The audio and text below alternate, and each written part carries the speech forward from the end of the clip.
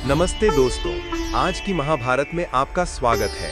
पिछली बार हमने सुना कि राकेश को गोली लगी और एक नकाबपोश शख्स अंधेरे में गायब होने की कोशिश कर रहा था।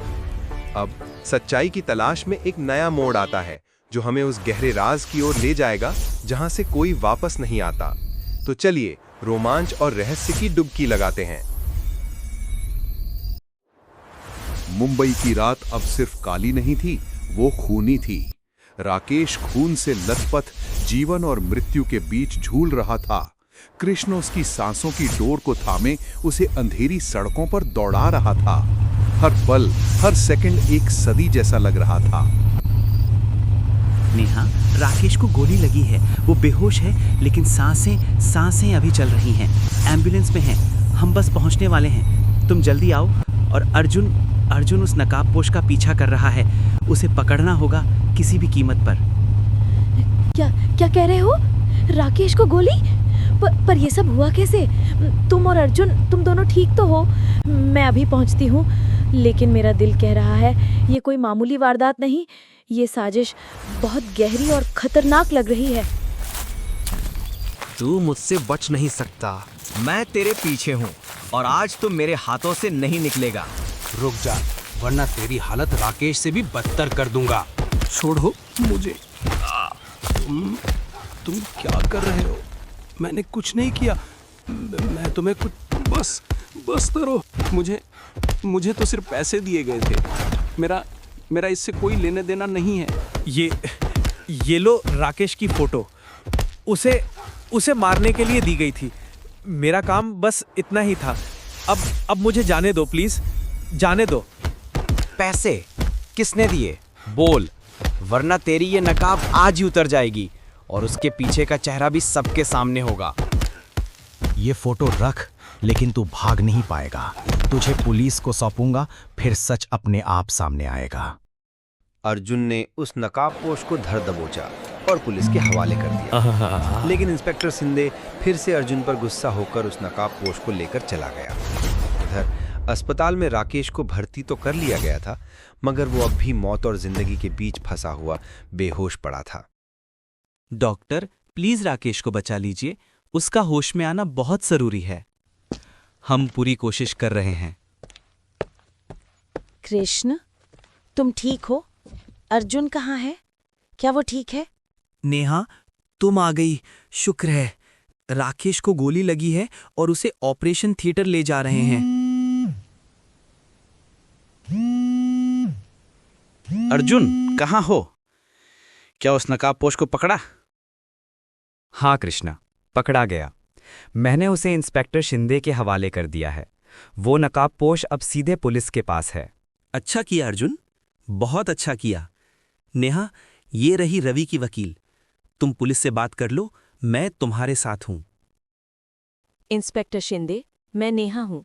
मैंने सुना है गोली चलाने वाला नकाबपोश पकड़ा गया। मैं चाहती हूँ कि राकेश के होश में आने के बाद उसकी सारी पूछताछ मेरी मौजूदगी में हो। नेहा जी, हम जानते हैं कि ये मामला आपकी मुवक्किल से भी जुड़ा है। आपकी बात मानी जाएगी। मिस्टर कृष्ण, आप अपनी बात पूरी कीजिए। ऑफिसर, राकेश का आखिरी कॉल विक्रम को था, लेकिन हमें उसके मोबाइल में एक अज्ञात नंबर से भेजा गया मैसेज मिला है। उस मैसेज में लिखा है, ओपन हाउस फैक्ट्री, सबूत मिटा दो, और लोकेशन भी उसी फैक्ट्री के दिखा रही है। टीम को सूचित करो, ओपन हाउस फैक्ट्री की जांच करें। कोई सबूत नहीं छूटना चाहिए। ऑफिसर, राकेश का मोबाइल मेरे पास है। मैं इस पर एक नज़र डाल रहा था। जैसे ही मुझे कुछ मिलेगा मैं आपको सूचित करूंगा। ठीक है मिस्टर कृष्ण, हम राकेश के होश में आने का इंतजार करेंगे। नेहा, मैं अर्जुन को पास के एक कॉफी हाउस में बुलाता हूं।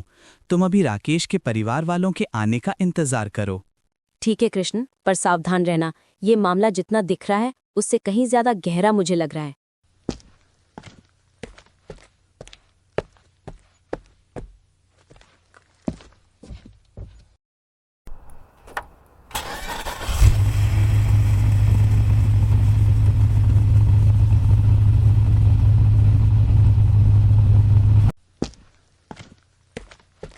कृष्णा हॉस्पिटल से जल्दी में निकलता है और कॉफी शॉप में पहुंचता है जहां उसने अर्जुन को बुलाया था। राकेश का फोन तुम्हारे पास है, तुमने ऐसा क्यों किया? पुलिस को सबूत क्यों नहीं सौंपा? मुझे पता था कि पुलिस सिर्फ कागजी कार्रवाई करेगी अर्जुन। अगर हमें सबूतों के मिटने से पहले फैक्ट्री पहुंचना है तो हमें खुद ही कुछ करना होगा। हमें उस फैक्ट्री की जानकारी चाहिए, अंदर क्या है ये जानना जरूरी है, पुलिस से पहले। लेकिन कैसे? तुम्हारे पास सिर्फ एक फोन है और हमें नहीं पता कि अंदर क्या है। हमें एक ऐसे शख्स की मदद चाहिए जिसे मैं जानता हूँ, वो हमारे लिए ये काम कर सकती है। उसका नाम है प्रज्ञा। प्रज्ञा? क्या तुम उस लड़की की बात कर रहे हो जिसने 3 साल पहले साइबर क्राइम विभाग को हफ्तों तक उलझाए रखा था? वो हमारी मदद क्यों करेगी? वो चाहेगी क्योंकि अभी वो खुद एक मुश्किल में फंसी है। एक केस में उसे फंसाया गया है और पुलिस भी उसके पीछे पड़ी है। हम उसे उस केस से निकाल सकते हैं और बदले में वो हमारी मदद करेगी। हाँ कृष्ण, उसने कहा उसे पैसे दिए गए थे राकेश की फोटो के साथ, लेकिन उसने नाम नहीं बताया। सिर्फ इतना कहा कि वो एक बड़े आदमी के लिए काम करता है। कृष्ण, राकेश का मोबाइल चेक करो, शायद उसमें कुछ सुराग मिल जाए। ये हमें उस बड़े आदमी तक पहुंचा सकता है।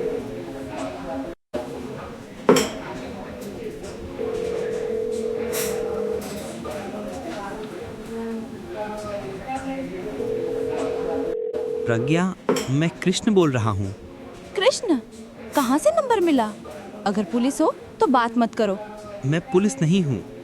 मैं जानता हूँ कि तुम मुसीबत में हो, एक केस में फंसी हो जिसमें तुम्हारी कोई गलती नहीं। तुम क्या जानते हो?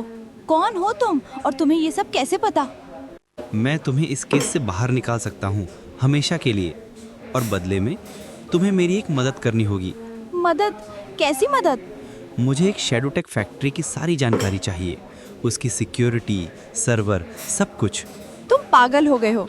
शैडोटेक से कोई नहीं उलझता, लेकिन तुम्हारी पेशकश दिलचस्प है। कहाँ मिलना है? मैं तुम्हें लोकेशन भेजता हूँ, अकेले आना।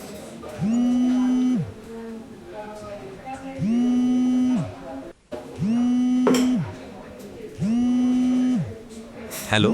हाय कृष्ण, कैसे हो? तो आखिरकार तुमने खेल में कूदने का फैसला कर ही लिया। मुझे लगा था कि तुम इतने समझदार हो गए कृष्ण। तुम कौन हो? तुम क्या बोल रहे हो? अभी वक्त है, खेल से निकल जाओ। जिसे तुम सोच रहे हो उससे भी बड़ा है। मैं तुम्हारे फायदे के लिए ही बता रहा हूँ। तुम मुझे धमकी दे रहे हो? ये खेल मेरा नहीं बल्कि तुम्हारा है और मैं इसे खत्म करूंगा। नहीं, समझा रहे हैं, अभी भी वक्त है। तुम इसके आगे जाओगे तो उस जाल में फंस सकते हो जिससे तुम खुद भी नहीं निकल सकते। यही कि कभी कभी किसी की बात को मान लेना फायदेमंद रहता है। पुराने दोस्त हैं इसलिए समझाने के लिए कॉल किया। पुराने दोस्त हो तो समझते ही होंगे। कृष्ण जहाँ एंटर होता है वहाँ से बिना खेल खत्म किए नहीं निकलता। यही ऐसा कहो कि तुम्हें डर लग रहा है इसलिए कॉल कर रहे हो। तुम अपना संभालो। जैसी तुम्हारी मर्जी, बस इतना कह सकते हैं। Welcome, let's play. ये कुछ बड़ा है अर्जुन, शैडोटेक से भी ऊपर। कोई ऐसा जो हमें रोकना चाहता है क्योंकि हम सच्चाई के बहुत करीब हैं। ऊपर या नीचे, हमें डर नहीं। अब हम रुकने वाले नहीं। चलो फैक्ट्री चलते हैं। नहीं अर्जुन, सीधे जाना सही नहीं है। ये लोग हमें देख रहे हैं। इतना गुस्सा ठीक नहीं है, खासकर जब तुम जानते भी नहीं हो कि तुम किसके खिलाफ लड़ रहे हो। कौन हो तुम? मैं वो हूँ जो जानती है कि तुम अपने हाथ में राकेश का फोन लिए हो और तुम्हें उस पर मिली धमकी का मतलब नहीं पता। तुम्हें ये कैसे पता? ये फोन मुझे दो। तुम्हें लगता है कि ये सिर्फ एक धमकी भरा कॉल है? मुझे पता था कि ये इतना आसान नहीं होगा। अरे वाह, ये सिर्फ एक नंबर नहीं है, ये एक ऐसा डिजिटल जाल है जो इस फोन को एनालाइज करने वाले को एक गलत जगह पर ले जाएगा। तो ये किसी कमजोर दिमाग के लिए एक जाल है जो सीधे फैक्ट्री पहुंच जाए? नहीं, उस फैक्ट्री में तुम्हें सिर्फ धूल और खाली दीवारें मिलेंगी। ये मैसेज तुम्हें गुमराह करने के लिए भेजा गया था। तो अब क्या करें? ये फोन बेकार है? नहीं, ये फोन बेकार नहीं है। इसमें एक मैसेज है, लेकिन ये इतना सुरक्षित है कि इसे किसी निजी डिवाइस से डिकोड नहीं किया जा सकता। ये किसी सरकारी नेटवर्क से आया है? हाँ, ये एक बहुत ही खास नेटवर्क है जो सिर्फ कुछ सरकारी एजेंसियों को ही दिया गया है। इसे डिकोड करने के लिए हमें विशेष उपकरणों और कानूनी अनुमति की ज़रूरत होगी, जो सिर्फ एक पुलिस कमिश्नर के पास हो सकती है। कमिश्नर मल्होत्रा, मुझे पता था कि इस रास्ते में हमें उनकी ज़रूरत पड़ेगी। अर्जुन, मैं फ़ोन करता हूँ। अर्जुन, तुम अस्पताल जाओ, राकेश के परिवार को दिलासा दो और नेहा के साथ रहो। मैं और प्रज्ञा साइबर सेल ऑफिस जा रहे हैं। कमिश्नर मल्होत्रा से फोन पर बात करने के बाद कृष्ण की आंखों में एक नई दृढ़ता दिखाई देती है। अर्जुन सिर हिलाता है, अपनी बाइक की चाबी निकालता है और अस्पताल की ओर निकल पड़ता है। इस बीच कृष्ण और प्रज्ञा एक टैक्सी पकड़कर सीधे पुलिस मुख्यालय की ओर बढ़ते हैं। पुलिस मुख्यालय का साइबर सेल कार्यालय। मिस्टर कृष्ण, आप जानते हैं कि मैं एक आम नागरिक की बात पर अपने सबसे कीमती उपकरण का इस्तेमाल नहीं कर सकता। आपने कहा कि ये फ़ोन एक खास नेटवर्क से जुड़ा है। ये उससे कहीं ज़्यादा है कमिश्नर, ये एक चेतावनी है। प्रज्ञा, शुरू करो। प्रज्ञा बिना किसी देरी के राकेश के मोबाइल को एक उन्नत फॉरेंसिक डिवाइस से जोड़ती है। डेटा तेजी से स्क्रीन पर फ्लैश होने लगता है। कुछ ही सेकंड में प्रज्ञा के चेहरे का भाव हैरानी और डर में बदल जाता है। ये मैसेज सिर्फ एक नेटवर्क से नहीं, ये कवच नेटवर्क से आया है। कवच? तुम कहना क्या चाहती हो? वो तो हमारी सबसे गुप्त और सुरक्षित संचार प्रणाली है जो सीधे प्रधानमंत्री कार्यालय से जुड़ी है। तो इसका मतलब है कि ये सिर्फ एक मर्डर नहीं है कमिश्नर, ये एक शैडो ऑपरेशन है। प्रज्ञा कुछ और बटन दबाती है। स्क्रीन पर कुछ अदृश्य लाइंस उभरने लगती हैं। एक ऑडियो फाइल फिर से बनने लगती है जिसमें कुछ अस्पष्ट शब्द और शोर हैं। कृष्ण और कमिश्नर दोनों की आंखें चौड़ी हो जाती हैं। वे एक दूसरे की ओर देखते हैं। घोस्ट? इसका क्या मतलब है? क्या राकेश होश में आकर इस पहेली को सुलझाने में मदद कर पाएगा? क्या घोस्ट इस नाम का रहस्य उजागर कर पाएगा? क्या ये कॉल सिर्फ एक धमकी थी या किसी बहुत बड़ी साजिश का हिस्सा? क्या ये साजिश राठौर परिवार के भीतर से ही रची गई थी? जवाब जानने के लिए बने रहिए आज की महाभारत के अगले एपिसोड में।